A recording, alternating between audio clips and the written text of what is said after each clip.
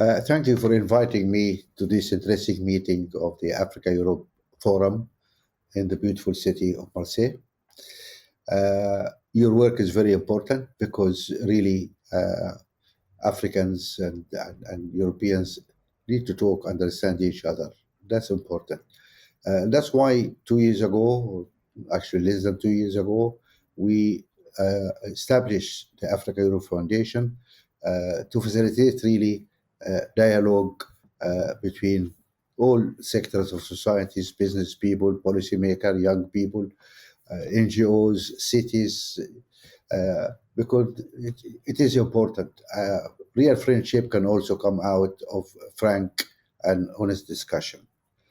Last month, we had the Africa-Europe Summit in Brussels.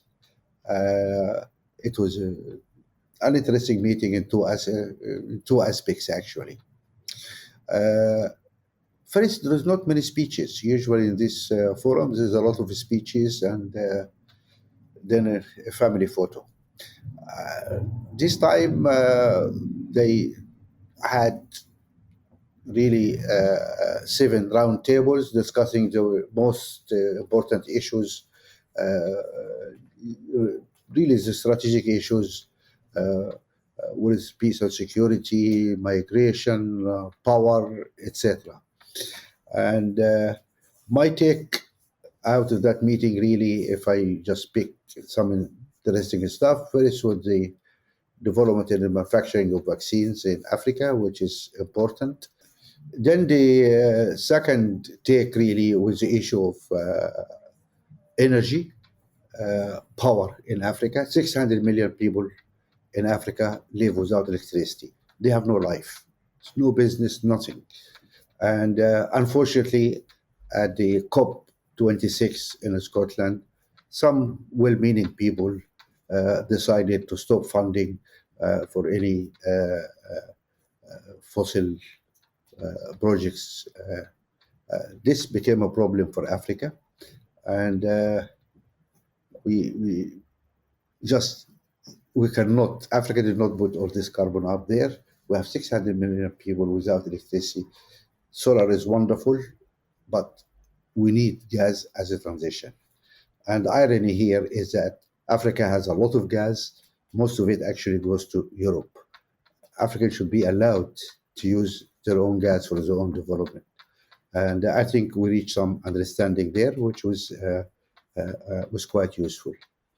Another area of interest also, which I raised in the meeting, was the issue of the illicit financial flows out of Africa. Profit shifting, mispricing. And it's not just corruption. People think about corruption as a major issue in Africa. Yes, corruption contributes to about $6 or $7 billion losses a year. But we're talking about something between $90 billion, as the UN is saying, or $109 billion, as the American academics are saying. Pick any number, $100 billion a year, in the middle somewhere. So Africa loses $100 billion due to the practices of multinationals. The total aid to Africa is 52 billion. So who is funding whom? I think that was an important issue, and Europe, our European friends, agreed that they need to do something serious about this, because these multinational corporations are really based in Europe. So that was also an interesting development.